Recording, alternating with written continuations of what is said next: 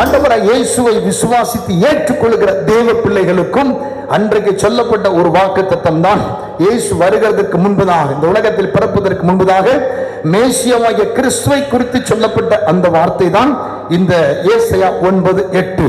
அவர் யாக்கோப்புக்கு ஒரு வார்த்தை அனுப்பினார், அது இஸ்ரவேலின் மேல் இறங்கிற்று. எந்த வார்த்தை, என்ன வார்த்தை, யார் அந்த வார்த்தை? ஆண்டவராகிய இயேசு கிறிஸ்துவே அந்த வார்த்தை. யோவான் 1:1 நீங்கள் வாசிக்கும் போது, ஆதியிலே வார்த்தை இருந்தது, அந்த வார்த்தை தேவனிடத்தில் இருந்தது, அது தேவனாய் இருந்தது.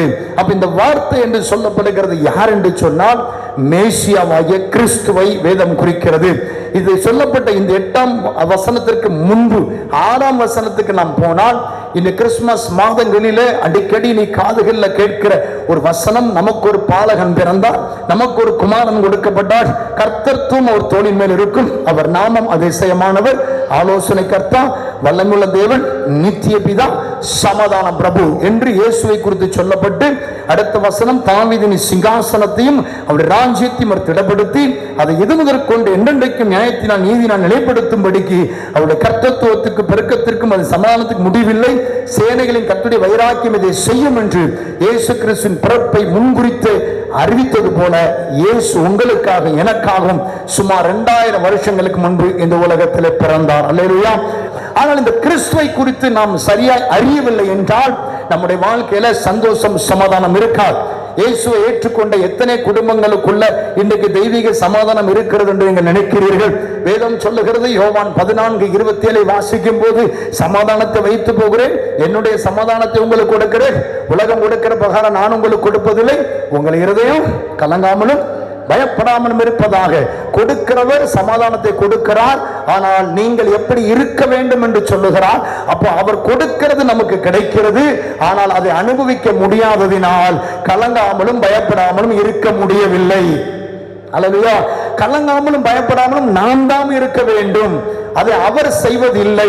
அப்போ அவர் கொடுக்கிற சமாதானம் நாம் பெற்றுக்கொண்டது உண்மையானால், நம்மால் இந்த உலகத்தில் எத்தனை பிரச்சனை வந்தாலும், போராட்டம் வந்தாலும், உபத்திரம் வந்தாலும், தோல்வி வந்தாலும், எத்தனை பிசாசுடைய ஆதிக்க கிரியைகளை சூழல் என்று நம்மை அழிக்க நினைத்தாலும் நாம் சமாதானமாய் இருப்போம். அல்லேலூயா.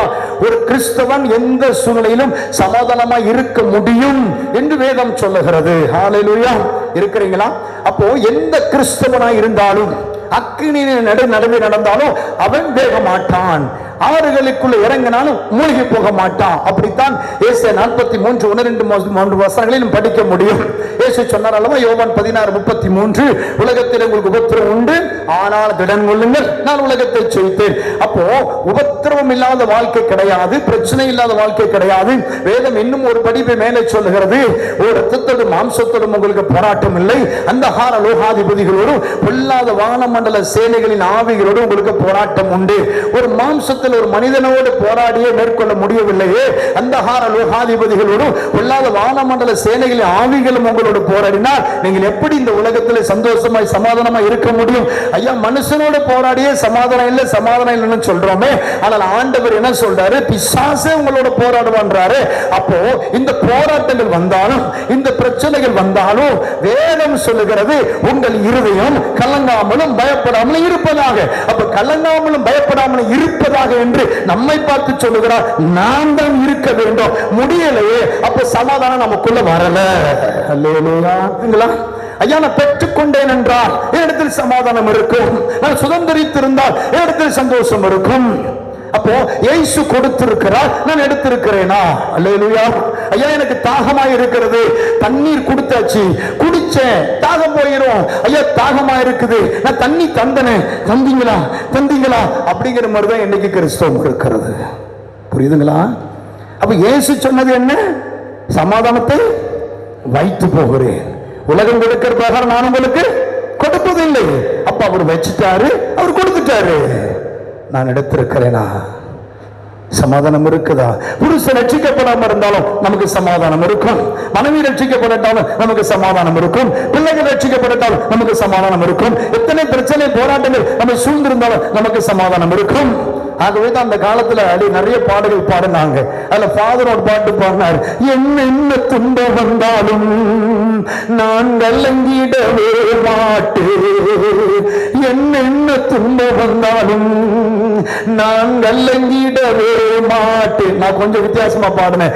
மாமியார் என்னை திட்டினாலும், மருமகள் என்னை சாம்பித்தாலும், நாத்தனார் என்னை நாத்தினாலும், புருஷன் குடிச்சிட்டு வந்து தூக்கி போட்டு மீதித்தாலும், நான் சோர்ந்து போக மாட்டேன், நான் சோர்ந்து போக மாட்டேன். கையை தட்டி 1 2 3 4. கிறிஸ்துவுக்குள் நல்ல கையை தட்டி. எப்போதும் வெற்றி உண்டு. ஆமென். கிறிஸ்துவுக்குள் வாழும் எனக்கு எப்போதும். நல்ல கைத்தடி சொல்லுவோமா? வெற்றி உண்டு, வெற்றி உண்டு, வெற்றி உண்டு, எனக்கு வெற்றி உண்டு, வெற்றி உண்டு, வெற்றி உண்டு. சத்தமா வெற்றி உண்டு, வெற்றி உண்டு, வெற்றி உண்டு எனக்கு. ஹல்லேலூயா. நல்லா புரியுதுங்களா? அவர் கொடுத்துட்டாரு, அவர் வச்சுட்டு போயிட்டாரு. நான் பயன்படுத்தணும். நான் பயன்படுத்தினால் நான் கலங்காமலும் பயப்படாம என்னால் இருக்க முடியும். அப்ப கலக்கமும் பயமும் வருதையா. இன்றைக்கு அதுக்கு தான் இந்த பிரசங்கம் உங்களோடு பேசப்படுகிறேன். அவர் வார்த்தை நம்ம மேல் வந்து இறங்கிற்று. அவர் தான் இயேசு. நமக்காய் கொடுக்கப்பட்டு விட்டார். சார், இந்த இயேசு ரட்சகர் தானே, அவரை ஏற்றுக்கொண்டுட்டானே, அவர் யாருக்கு வாழ்க்கையில் வந்துட்டார்ல, ஏன் சமாதானம் இல்லை, சந்தோஷம் இல்லை? இயேசுவை குறித்து வேதம் என்ன சொல்லுகிறது? அவர் வார்த்தையாய் இந்த உலகத்தில் வந்தார். சார், அப்போ யோவான் 1:1 ஆதியிலே வார்த்தை இருந்தது, அந்த வார்த்தை தேவனிடத்தில் இருந்தது, அது தேவனாய் இருந்தது. அப்போ வார்த்தையாய் இந்த உலகத்தில் வந்தவரை அப்படியே 14ஆம் வசனத்துக்கு போனீங்கன்னா அழகால ஒரு விரிவாக்கம் விளக்கம் கொடுக்கப்படுகிறது. என்ன விளக்கம்? யோவான் 1:14 அந்த வார்த்தை மாம்சமாகி கிருபையினாலும் சத்தியத்தினாலும் நிறைந்தவராய் இருக்கிறீங்களா? அல்லேலூயா. எப்படி நிறைந்தவராய் வாசம் பண்ணுகிறாரா? கிருபையினாலும் சத்தியத்தினாலும். அப்ப இயேசு என்றாலே வேதம் எப்படி சொல்லுகிறது? அவர் கிருபையும் சத்தியமும் நிறைந்தவர். Hello, praise God. இயேசு கிருபை உள்ளவர், சத்தியம் நிறைந்தவர். அப்போ அந்த வார்த்தை மீது வந்து இறங்கிட்டு, அந்த வார்த்தை எனக்கு ஒரு அதிகாரம் கொடுத்திருக்கிறது, எனக்கு ஒரு சந்தோஷம் கொடுத்திருக்கிறது, சமாதானம் கொடுத்திருக்கிறது. அதை ஏன் என்னால் அனுபவிக்க முடியல அப்படின்னா, நாம் சரியாய் அவரை நமக்குள் கொண்டு வரவில்லை. அப்ப கிருபையும் சத்தியமும் நிறைந்தவர் இயேசு. கிருபைனா என்ன? எந்த மனிதனையும் ரட்சிக்கிறவர். வேதம் சொல்லுகிறது, அவர் பாவிகளை ரட்சிக்க இந்த உலகத்துக்கு வந்தார். அவர் நல்லவனை தேடி வந்தாரா? வரல. எந்த நீதிமான தேடி வந்தாரா? இல்ல. வேதம் சொல்லுகிறது பாவிகளைத்தான் ரட்சிக்க வந்தார். ஒரு முறை ஒரு ஆயக்காரன் வீட்டில் சாப்பிட்டு இருக்கிறார். அவர் உட்கார்ந்து சாப்பிடும்போது பார்த்தா வலது பக்கம் இடது பக்கமும் ஒரு கொள்ளைக்காரன் முடிச்சு வைக்க முள்ள மாதிரியும் உட்கார்ந்து இருக்கிறான். இதை நம்மளுக்கு பரிசுத்த வாண்டிகள்லாம் அப்படி பார்த்துட்டு சீசர்களை கூப்பிட்டு, என்னையா உங்க போதகை பக்கத்துல வலது பக்கம் ஒரு முள்ள மாதிரி உட்கார்ந்துருக்கான், இடது பக்கத்துல முடிச்சவி உட்கார்ந்துருக்கான், பாவியோட உட்கார்ந்து சோறு சாப்பிடுறாருன்னா, இவருடைய நினைவுகளை அறிந்து இயேசு உடனே அந்த நபர்களை கூப்பிட்டு சொன்னாரு, எப்பா நீங்களாம் பெரிய பரிசுத்தமா, நான் உனக்காக வரல, நான் வந்தது என் லெப்ட் ரைட்ல இருக்கிற இவங்களுக்கு தான். கையை தட்டி ஆமென்னு சொல்லுங்களேன். அப்போ இயேசு வந்தது பாவியை ரட்சிக்க. எப்படிப்பட்ட பாவி? என்ன சொல்ல முடியும்? பிரயோஜனம் இல்லாமல் தூக்கி எறியப்பட்ட குப்பை, சுடுகாட்டில் கிடந்த எலும்புகள் எடுத்து வீட்டில் கொண்டு வச்சு கரிகுலம்ல போட்டு கடிச்ச சைக்கோ, ஒவ்வொரு மனிதனுக்கும் பிரயோஜனம் இல்லாத மெண்டல், எல்லாரால் கைவிடப்பட்டு இயேசுநாதரே கைவிட்டாரியா அப்படின்னு ஊழியக்காரன் சொல்லக்கூடிய அளவுக்கு வாழ்ந்த என்னை, பிரயோஜனம் இல்லாமல் தூக்கி எறியப்பட்ட குப்பையில கடந்த என்னை தூக்கி எடுக்கும் அளவுக்கு அவர் கிருபை வெளிப்பட்டது. அப்ப தேவனுடைய கிருபை அவர் வெளிப்படும் போது எந்த மனிதனையும் நியாயம் தீர்ப்பதில்லை, நியாயம் விசாரிப்பதில்லை. ஒரு மனிதன் எப்படிப்பட்டவனாக இருந்தாலும் அந்த மனுஷன் மீது ஒரு கிருபை கிடைக்கிறது. என்ன கிருபை? அந்த மனிதனை தனக்கென்றவர் தெரிந்து கொள்ளுகிறார். அந்த மனிதருக்கென்று பரிசுத்த இரத்தம் சிந்தப்பட்டது. அந்த மனிதன் உலகத்தால் புறக்கணிக்கப்பட்டிருந்தாலும், குடும்பத்தால் புறக்கணிக்கப்பட்டிருந்தாலும், இல்லை உற்றார் உறவினர்கள் கைவிடப்பட்டிருந்தாலும், சமுதாயம் அங்கீகரிக்காமல் தூக்கி எறிந்தாலும், அந்த நபரை இயேசு தேடி போய் வா என்று அழைத்து மார்பில் அணைத்துக் கொள்கிறார். இது கிருபை. அல்லேலூயா. அப்போ கிருபை, இயேசுவினுடைய கிருபை நம்மை ரட்சித்தது. அதில் எந்த மாற்றமும் இல்லை. அப்ப இந்த கிருபை நிறைந்தவர் என்று சொன்னால் இயேசுவின் யார் வந்தாலும் ஏற்றுக்கொள்ளப்படுவார்கள். அல்லேலூயா. இயேசு சொன்னார், என்னிடத்தில் வருகிறவனை நான் புறம்பே தள்ளுகிறதில்லை, பிதாவானவர் எனக்கு கொடுக்கிற யாவும் என்னிடத்தில் வரும் என்று சொன்னார். அப்போ கிருபை என்றால் என்ன? எப்பா யாரா இருந்தா இயேசு வேண்டவாப்பா. நான் சிலரை கூட்டத்துக்கு கூப்பிடுவேன். ஒரு சகோதரனை சொன்னேன், பிரதர் இந்த மாதிரி மீட்டிங் எனக்கு வாங்க பிரதர், நான் தண்ணி அடிச்சிருக்கேன் பிரதர், நான் எப்படி பிரதர் வர்றேன்? ஓ நடத்துறதே உங்களுக்கு தானையா. அல்லேலூயா. இயேசு உங்களை தானையா தேடுறாரு, நல்லவனை தேடலையா. அல்லேலூயா. அழகாக ஒரு வசனம் உண்டு தெரியுமா? யோவான் மன்னிக்க லூக்கா 15:7, மனம் திரும்ப அவசியம் இல்லாத 99 நீதிமான்களை குறித்து பரலோகத்திலே சந்தோஷம் உண்டாகிறதை பார்க்கணும். நல்லா கவனிக்கணும். ஏற்கனவே ரட்சிக்கப்பட்டு ஏற்கனவே கிறிஸ்துவுக்காய் வைராக்கியம் பாராட்டுகிற சபைக்குள் சேர்த்துக் கொள்ளப்பட்டிருக்கிற தேவ பிள்ளைகளை குறித்து பரலோகத்தில் மிகுந்த சந்தோஷம் இருக்கிறது, அது சந்தேகம் இல்லை. ஆனால் அந்த சந்தோஷத்தை பார்க்கலும் மனம் திரும்புகிற ஒரே ஒரு பாவி நிமித்தம் இயேசு நீ எப்படி இருக்கிறாயோ அப்படியே வரும்படி அழைக்கிறார். ஆமென். நீ சிகரெட்டை விட்டுட்டு வா, வேண்டாம். நீ தண்ணி அடிக்கிறது விட்டுட்டு மீட்டிங் வா, இல்ல.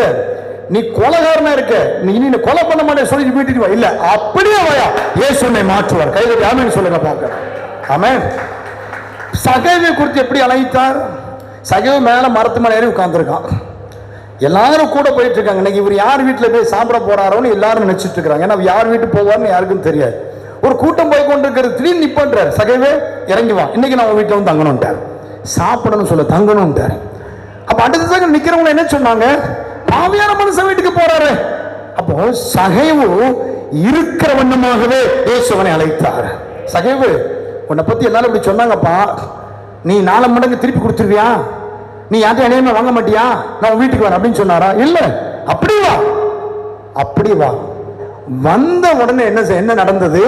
அவன் இருந்து எல்லாம் அசுத்தம் தானா ஒளிய போயிடுச்சு. அப்படியே வாப்பா, பரவாயில்லப்பா, நீ எப்படி இருக்கே அப்படி வா. இதான் கிருபை. புரியுதுங்களா? அப்ப கிருபை, இந்த கிருபை ஒரு மனிதனை ரட்சிப்புக்குள் ஆக்குகிறது, தேவனை இழுத்துக் கொள்ளுகிறது. வேதம் சொல்லுகிறது, ரோமர் 5:8 வாசிக்கும் போது, நாம் பாவிகளாய் இருக்கையில கிறிஸ்து நமக்காய் மரித்ததினால் தேவன் நம்மேல் வைத்த அன்பை வெளிப்படுத்தினார். அதே 10ஆம் வசனம் சொல்லுகிறது, நாம் தேவனுக்கு சத்துருக்களாய் இருந்த போது அவருடைய குமாரனுடைய மரணத்தினாலே அவரோடு உறவாக்கப்பட்டோமோ. அப்போ தேவனுக்கு முன்பதாக நாம் தகுதி இல்லாதவர்களாக இருந்த போது கிறிஸ்துவின் கிருபை அவரோடு கட்டி சேர பண்ணியது. கிறிஸ்துவின் கிருபை பரிசுத்தப்படுத்தியது. கிறிஸ்துவின் கிருபை நம்மை நீதிமானாய் மாற்றியது. கையில் கட்டி தேவனை மேம்படுத்துவோமா? நல்ல கவனிக்க. நான் சொல்ல போற முக்கியமான காரியம், ஏன் நிம்மதி இல்லை, ஏன் சந்தோஷம் இல்லை, ஏன் சமாதானம் இல்லை? இயேசு சொன்னார், வைத்து போகிறேன், கலங்காத பயப்படாதங்கிறான. எனக்கு கலக்கம் வருது, எனக்கு பயம் வருது. ஏன்? அதுக்கு தான் பிரசங்கம் பண்றேன். சரி, இப்போ கிருபையும் சத்தியமும் நிறைந்தவராய் அப்படிங்கிற வார்த்தையை தான் அன்றைக்கே சங்கீதக்காரனும் எழுதியிருந்தான். சங்கீதங்களின் புஸ்தகம் 57ஆம் வசனத்தை வாசிக்கும் போது, 57ஆம் சங்கீதம் 3ஆம் வசனம், சங்கீதம் 57:3 வாசிக்கும் போது, சீக்கிரம் வாசிங்க பார்ப்போம். மேல வாசிமா, மைக்கில் வாசி. என்னை இந்த மைக்கில் வாசித்த எல்லாருக்கும் பொதுவாக பார்க்கிறவன் என்னை நிந்திக்கையில் அவர் பரலோகத்திலிருந்து ஒத்தாசை அனுப்பி என்னை ரட்சிப்பார்.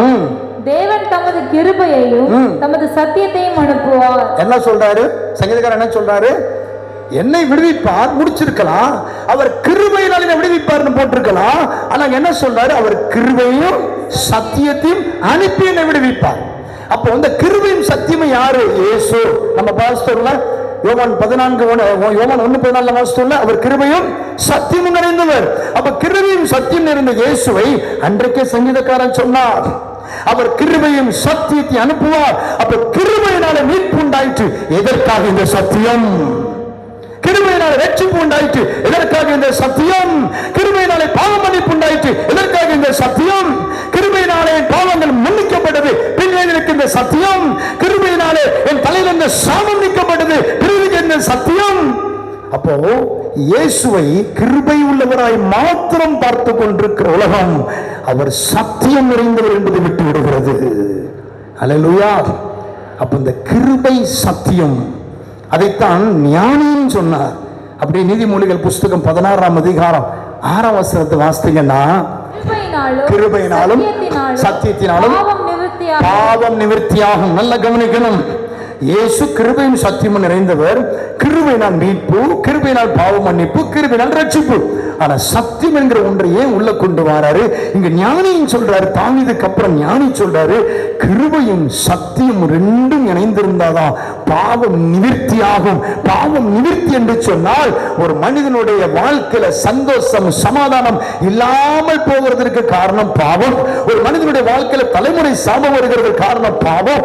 பாவம் செய்கிற ஆத்மா சாகும். பாவத்தின் சம்பளம் மரணம். அப்ப இந்த பாவம் நிவர்த்தியாக வேண்டும், அது முடிவு பெற வேண்டும், நீக்கப்பட வேண்டும், அது முற்றிலுமாய் தூர வரும்பொழுது கிருபையினால் மன்னிப்பு, ஆனால் சத்தியம் என்ற ஒன்று இணையும் போதுதான் அந்த பாவம் நீக்கப்படுகிறது. அல்லேலூயா. அந்த பாவம் முழுவதும் அழிக்கப்படுகிறது. அதைத்தான் ஞானி சொல்லுகிறார். அப்போ கிருபையும் சத்தியமும் பாவத்தை நிவர்த்தியாக்கும் என்று சொல்லுகிறாரே. என்னையா புரியலையே, எனக்கு என்னத்தை தான் பேசுறீங்க, இன்னும் புரியும்படியா வருகிறேன். பிரைஸ்லாம். அப்ப இந்த கிருபையும் சத்தியம் என்கிற காரியத்தை குறித்து சொல்லும் போதுதான் இயேசுவும் ஒன்றை சொன்னார். யோவான் 14ஆம் அதிகாரம் 6ஆம் வசனத்தை வாசிக்கும் போது, நானே வழியும் சத்தியமும், நானே வழி என்று சொன்னால் கிரேஸ் கிருபை குறிக்கிறது, சத்தியம் இயேசுக்குள்ள இருக்கிறதை குறிக்கிறது. கடைசி சொன்னால் பார்த்தீங்களா, ஜீவன் சமாதானத்தை குறிக்கிறது. அது இன்னும் சங்கீதத்தில் ஒரு காரியம் உண்டு, அதை நாம் பார்த்தோம் என்று சொன்னால் நமக்கு எளிதாக புரியும் என்று நினைக்கிறேன். சங்கீதம் 85:10 இங்க இருந்தால் முக்கியமான காரியத்தை ஆரம்பிக்க போறேன். கவனமாய் கவனிப்போம், சரியான நேரத்தில் நம்ம கூட்டத்தை முடிச்சிடலாம். சங்கீதம் 85:10 எல்லாரும் கையில பைபிள் எடுத்துக்கோங்க, கொஞ்சம் அப்படியே நம்ம வாசிப்போம். கிருபையும் சத்தியமும் ஒன்றை ஒன்று சந்திக்கும், நீதியும் சமாதானம் முத்தம் செய்யும். நல்லா கவனிக்கிறீங்களா? புரியல, புரியவே புரியாது, படிச்சுட்டு அப்படியே விட்டுருங்க, என்ன நிமிந்து பாருங்க. இப்போ கிருபையும் சத்தியமும் ஒன்றை ஒன்று சந்திக்கும் போது நீதியும் சமாதானமும் முத்தம் செய்யுமா? ஐயா, கிருபை என் வாழ்க்கையில கிடைத்தது, சத்தியம் என் வாழ்க்கையில டச் பண்ணலன்னா இங்கு நீதியும் சமாதானம் முத்தம் செய்யாது. கிருபை ரட்சிப்பை கொண்டு வருகிறது. அந்த கிருபையினால் நான் நீதிமானாக்கப்பட்டு விட்டு சபைக்குள் சேர்த்துக் கொள்ளப்பட்டு விட்டு, ஆனால் இந்த நீதியும் சமாதானம் முத்தம் செய்யும் போதுதான், அப்படியானால் இந்த ரெண்டும் இணைக்கப்பட்டு வெளியே வருகிறது தான் கிறிஸ்துவின் ஜீவன். இந்த கிறிஸ்துவின் ஜீவன் தான் ஒரு மனிதனை இந்த உலகத்தில் காலூன்றி நிற்க பண்ணுகிறது. எத்தனை பிரச்சனை வந்தாலும், எத்தனை போராட்டம் வந்தாலும் இருதயம் கலங்காமல் பயப்படாமல் இருக்க பண்ணுகிறது. இயேசு சொன்னார் அல்லவா, நான் உலகத்தை ஜெயித்தேன்.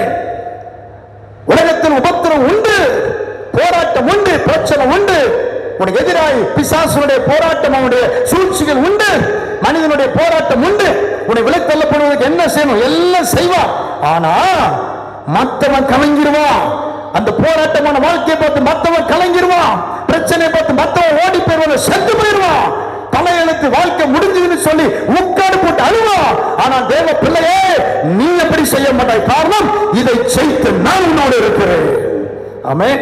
அப்படியானால் போராட்டம் பிரச்சனையின் மத்தியில் இருந்தாலும், குறைவு வந்தாலும், நிறைவு வந்தாலும், தோல்வி வந்தாலும், தேவ பிள்ளைகளை அசைக்க முடியாத ஒன்று கிறிஸ்துவின் ஜீவன்.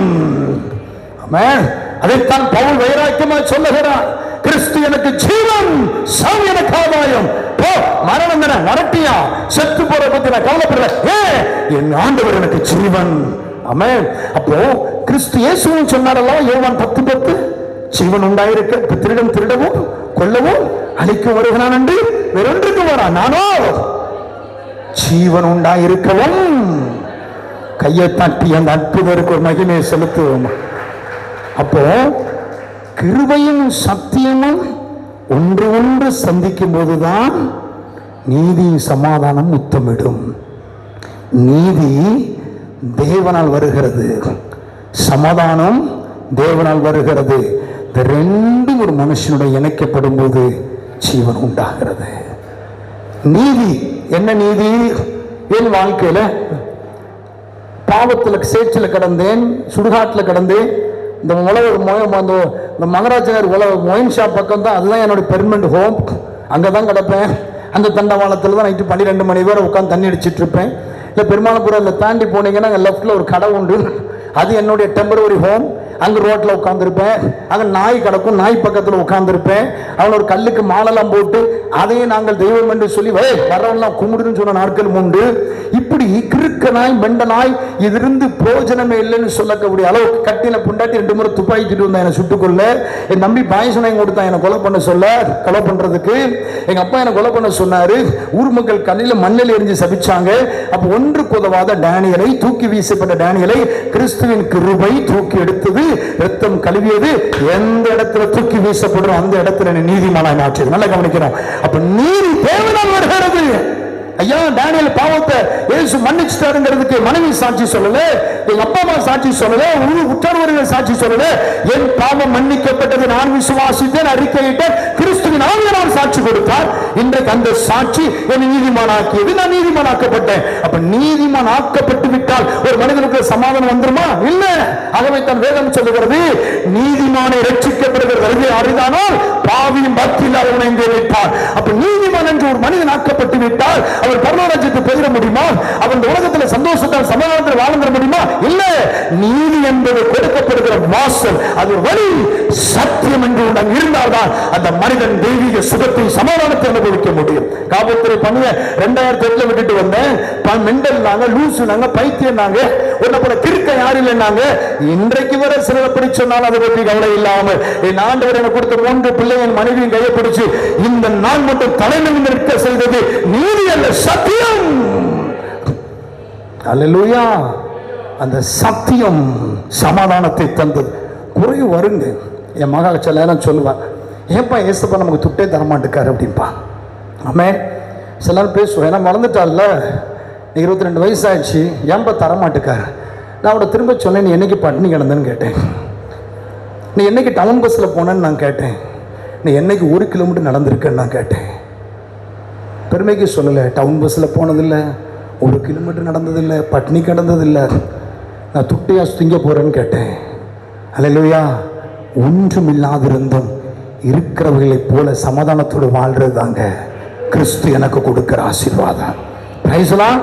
அப்போ நீதியும் அந்த கிருபையும் சத்தியமும் முத்தமிடும் சந்திக்கும் போது ஜீவன் உண்டாகிறது. அப்போ கிருபைனா என்ன, சத்தியம்னா என்ன? நல்ல கவனிங்க. இயேசு சொன்னார், மன்னிக்கணும், மத்தேயு 11ஆம் அதிகாரம் 28ஆம் வசனம், நம்ம தெரிந்த ஒரு பகுதி தான். அதுக்கு கீழே நான் தொடர்ந்து வாசிக்கிறேன். வருத்தப்பட்டு பாரம் சுமக்கிறவர்களே, நீங்கள் எல்லோரும் இடத்தில் வாருங்கள், நான் உங்களுக்கு இளைப்பாறுதல் தருவேன். நான் சாந்தமும் என் நுகத்தை உங்கள் மேலே ஏற்றுக்கொண்டு என்னிடத்தில் கற்றுக்கொள்ளுங்கள், அப்பொழுது உங்கள் ஆத்துமாக்களுக்கு என் நுகத்தை அதான் சத்தியம். Price Lord. என் நுகம் என்று சொல்லுகிறது சத்தியம். இந்த நுகம் யார் மேல் வைக்கப்படுகிறது? கிருபை பெற்றோரின் மேல் வைக்கப்படுகிறது. இந்த நுகம் யாரை சுமக்கும்படி ஏற்படுத்தப்படுகிறது? இயேசுவின் இரத்தத்தினால் கழுவப்பட்டவன் மீது வைக்கப்படுகிறது. இந்த நுகம் யாருக்காக கொடுக்கப்படுகிறது? அவரால் நீதிமானாக்கப்படுவதற்கு கொடுக்கப்படுகிறது. அப்ப இயேசு சொன்னார், என்னிடத்தில் வா, நீ பிழைப்பாய், என் முகம் மெதுவாய் லகுவாயும் இருக்கும். இந்த உலகம் ஒரு முகத்தை வைத்திருக்கு. ஐயா இப்படி நடந்தா இப்படித்தான், இது வந்தா இப்படித்தான், இதை செஞ்சா இப்படி நடக்கும், அதை செஞ்சா அப்படி நடக்கும். உலகம் ஒரு பிரமாணத்தை வைத்திருக்கிறது. இதுக்கு முன்னாடி நியாய பிரமாணம் ஒரு பிரமாணத்தை வைத்திருந்தது. பிரஜாதி மார்க்கத்தில் ஒரு பிரமாணத்தை வச்சிருக்காங்க. என்ன பிரமாணம்? நாள் பார்த்து கல்யாணம் பண்ணணும், முகூர்த்தத்தில் கல்யாணம் பண்ணணும், நாசமா போயிடுவேன்னு சொல்றான். நாள் பார்க்க பஞ்சாங்கம் பார், வாசு பாருன்னு ஏகப்பட்ட, அது ஒரு பிரமாணம். அப்ப எல்லா இடங்களிலும் ஒரு பிரமாணம் இருக்கிறது. அந்த பிரமாணங்கள் அவனை இருத்துகிறது, பாரப்படுத்துகிறது, கஷ்டப்படுத்துகிறது. இயேசு சொன்னார், இதெல்லாம் தூக்கி தூர போட்டுட்டு நான் உன்னை தூக்கி பரிசுத்தப்படுத்தி நீதிமானாக்கி ஏன் நுகத்துக்கு உன் மேல வைக்கிறேன்.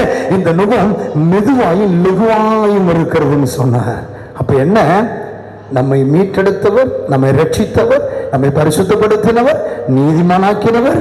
அதற்கு பிறகு நாம் இன்னது செய்ய வேண்டும் என்று நமக்கு கற்றுக் கொடுக்கிறார். அதைத்தான் வேதம் சொல்லுகிற சங்கீதம் 32, நான் உனக்கு போதித்து நீ நடக்க வேண்டிய வழியை உனக்கு காட்டுவேன், உண்மையில கண் வைத்து ஆலோசனை சொல்லு. ஹல்லேலூயா. அப்போ சத்தியம் என்கிறது என்ன? அப்போ நீ இந்த ஆண்டோட கிருபையினால கிருபையும் சத்தியமும் எப்படி சந்திக்கிறது? கிருபையை பிடித்துக் கொண்ட நாம் சத்தியம் நம்மை சந்திக்கிறதுக்கு ஒப்பு கொடுக்க வேண்டும். அப்படி ஒப்பு கொடுக்கும் போதுதான் அந்த சத்தியம் சமாதானத்தை கொண்டு வரும். என்ன சத்தியம்?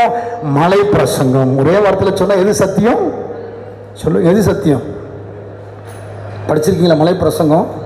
ஹல்லேலூயா. நீங்க பைபிள்ல எதை படிக்கிறீங்களோ இல்லையோ, வாரத்தில் ஒரு நாள் மலை பிரசங்கத்தை படிச்சிடணும். அதான் இயேசு கொடுத்த சத்தியம்.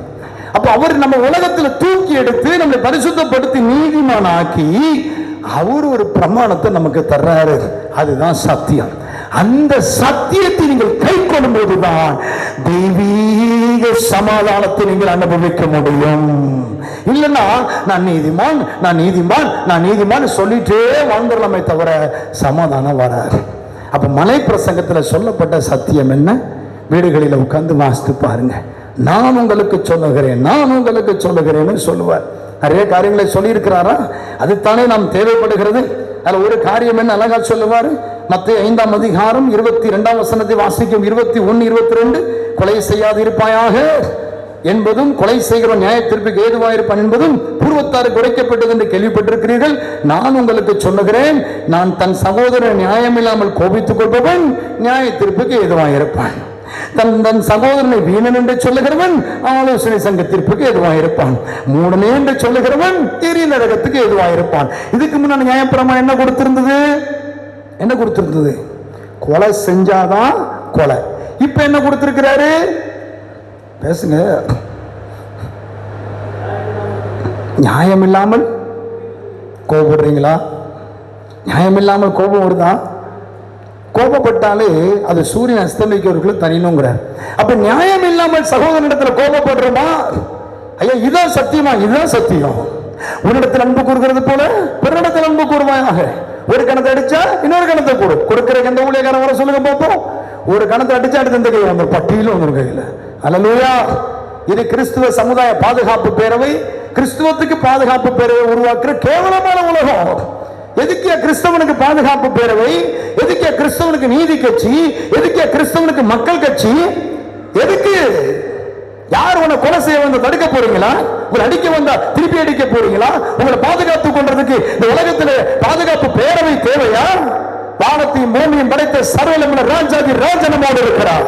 உன்னை தொடுகிறவன் உன்னுடைய கண்ணிமணியை தொடுறான்னு சொல்லி இருக்கிறார்.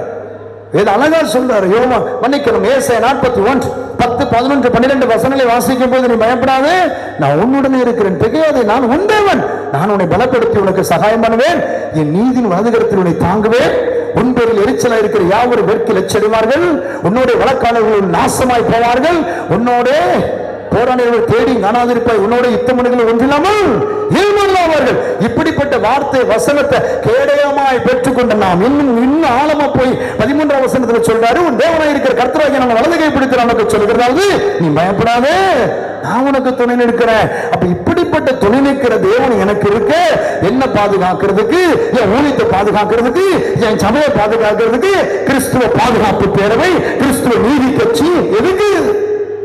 அல்லேலூயா. இதுக்கு ஒரு கூட்டம், அதுக்கு ஒரு தலைவர், அதுக்கு ஒரு மாவட்ட தலைவர். என்ன ஒருத்தர் பிடிச்சார் மெட்ராஸ்ல இருந்து, டனி உடனே திருநெல்வேலிக்கு கோஆர்டினேட்டரா போட போனார். எதுக்கியான்னு கேட்டேன். நான் ஏற்கனவே ஜாதியில கோஆர்டினேட்டரா இருந்து வந்தவன் தான்.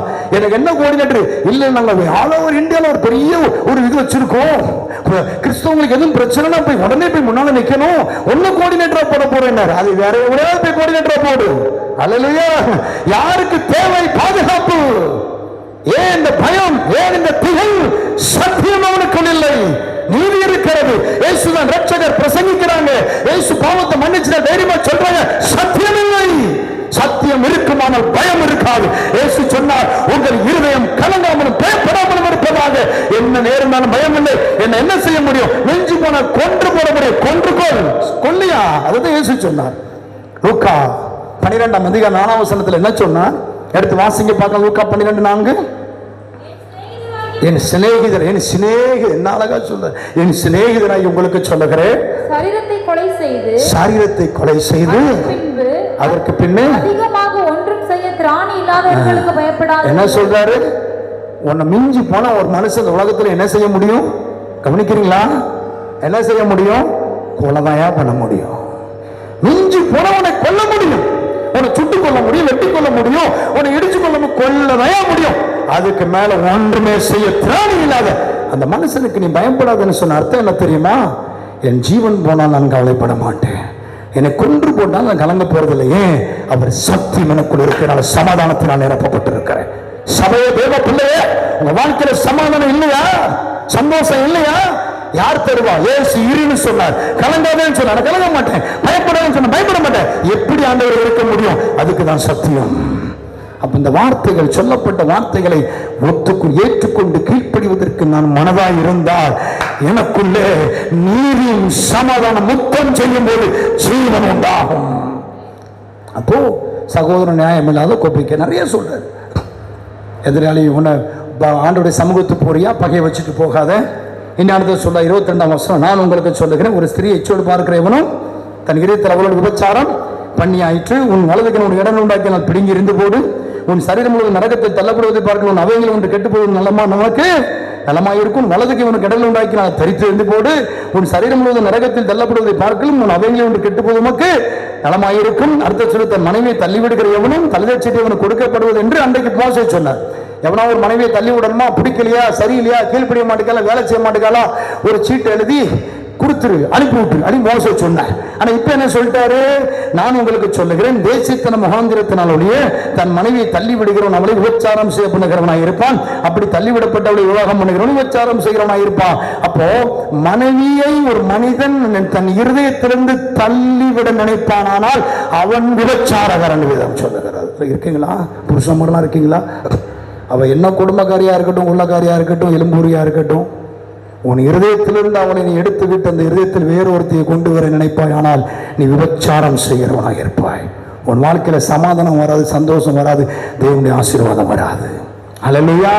அப்ப சத்தியம், இதையா சத்தியம், கிருபை கிடைச்சிருக்கு. சத்தியம் எங்க? அது போட்டு அது வாரத்தில் இருக்கியா? எங்க கிருபை எங்களுக்கு போதும். வாழ்நாள் சொல்லிட வேண்டிதான், நான் நீதிமான் நீதிமான் நீதிமான் தன் கையின் பிரயாசத்தையும் கைப்பழத்தையும் தின்னுட்டு கடைசியை செத்துற வேண்டிதான். தேவனால் வருகிற சமாதானம் வராது. இது பெண்களுக்கு, ஆண்களுக்கு மாத்திரம் இல்லை, பெண்களுக்கும் சொல்லப்படுகிறது. அப்போ ஒரு சத்தியம் என்கிற உண்மையை நாம் அங்கீகரிக்க வேண்டும். கீழே தொடங்கி நிறைய போட்டிருக்கு, வீட்டில் போய் படிச்சு பாருங்க. ஒருத்தர் ஒரு கணத்தை அடிச்சா இந்த கணத்தை கொடு, பேண்டை கேட்டா, சட்டையை கேட்டா லுங்கியும் கொடு, வேஸ்டியும் கொடுத்துருன்றார். அல்லேலூயா. 44 ரொம்ப முக்கியம். நல்லா பாசிங்க. 44 5 44. நான் உங்களுக்கு சொல்லுகிறேன், யாரை சிநேகிக்கணும்? நமக்குனே ஒரு டீம் உண்டு, நமக்குனே ஒரு கூட்டணி உண்டு, நமக்குனே ஒரு சொந்தக்காரங்க பட்டாளம் உண்டு. அல்லேலூயா. இருக்கீங்களா? யாரை சிநேகிக்கணும்?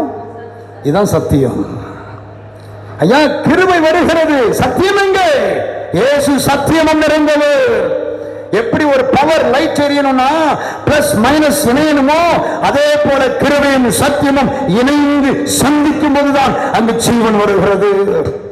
ஐயா, நான் இயேசுவை ஏற்றுக்கொண்டையா, அவர் கிருபை எனக்கு கிடைச்சிருக்கியா, என் பாவத்தை மன்னிச்சாரியா, என்ன பரிசுத்தமாக்கிறாரியா, நான் பரலோக ராஜ்யத்தின் ஆசீர்வாதத்தின் சொந்தக்காரையா, அதெல்லாம் எனக்கு வந்துடும். தலைகளும் வராது. ஏமாத்தி வேணா மக்கள்கிட்ட பணம் வாங்கலாம். அல்லேலூயா. அதான் சொன்னா கிருபையின் பிரசங்கியார், கிருபையின் பிரசங்கியாரும்பாங்க. என்ன கேட்டா சொன்னா நான் கிருபையின் பிரசங்கியாரியா.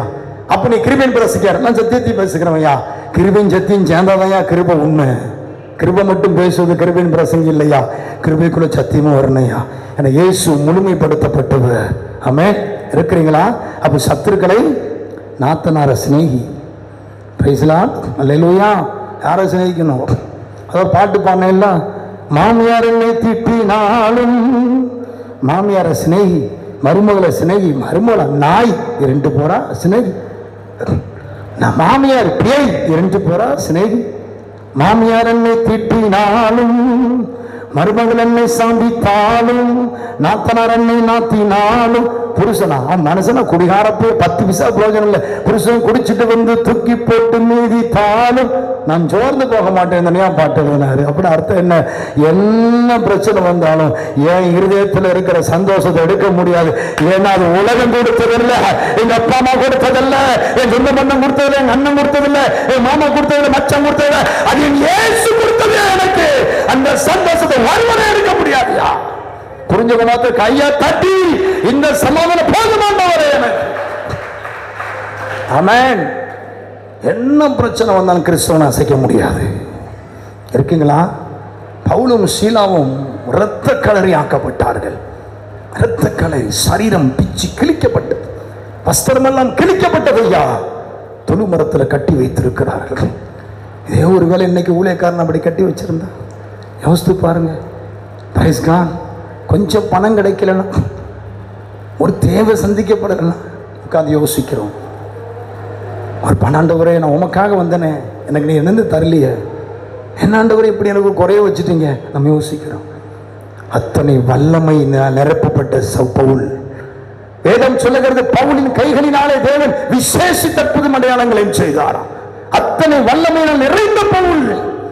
அந்த பவுல் சரீரம் கிழிக்கப்பட்டு, வஸ்திரம் கிழிக்கப்பட்டு, அவன் சிறைச்சாலைக்குள்ள தொழு மரத்தில் கைகளிலும் கால்களிலும் சங்கிலியால் கட்டப்பட்டிருக்கிற நேரம் அவன் சரீரத்தின் காயம் அவனை வேதனைப்படுத்தவில்லை.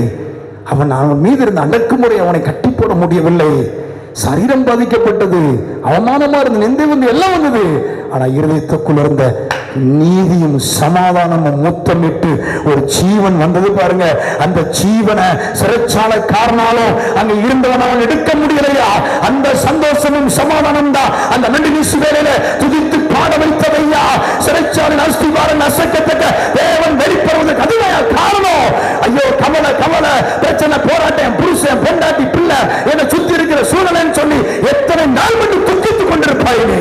இயேசுவை ஏற்றுக்கொண்டு இத்தனை ஆண்டுகள் ஆன பிறகும், அவரை சொந்த ரட்சகரை ஏற்றுக்கொண்டு திருச்சபையில் அங்கத்தினரான பிறகும் இன்னும் இப்படி துக்கித்துக் கொண்டிருப்பது ஏனா என்று பரிசுத்த ஆவியானவர் இன்றைக்கு உன்னை பார்த்து முகமுகமாய் கேட்கிறார். கிருபையும் சத்தியமும் உன் வாழ்க்கையை சந்திக்குமானால் நீதியும் சமாதானம் முத்தமிட்டு தராக வேண்டும். ஜீவன் என்கிற ரட்சிப்பு வெளிப்படும். அல்லேலூயா. அப்போ அந்த சத்தியம் பவுலு எல்லாம் ஆடி அசைஞ்சு விழுந்துட்டு, சிறைச்சாலைக்காரன் 2 மீதி பவுலு மிதிச்சிருப்பான். கத்தி எடுத்துட்டு குத்த போறான் சிறைச்சாலைக்காரன். பேச்சுக்கு சொல்றேனே, நம்ம கூட்டாளியா இருந்தா சிலா கர்த்தர் நம்ம கூட இருக்கிறத நிரூபிச்சுட்டாரா? பார் குத்திட்டு சாவ போறான் பாரு. நம்ம ஆண்டவர் யாருல குத்திட்டு சாகிறத கீழே விழ வச்சு வேடிக்கை பார்த்திருப்போம்ல. நிறுத்து, கெடுதி ஒன்றும் செய்து கொள்ளாதே. கெடுதல் செய்கிறவனுக்கு கெடுதல் நினைக்காமல் இருந்ததுக்கு காரணம் என்ன தெரியுமா? அவன் சத்துருக்களை சிநேகிக்கக்கூடிய கிருபை அவனிடத்தில் இருந்தது.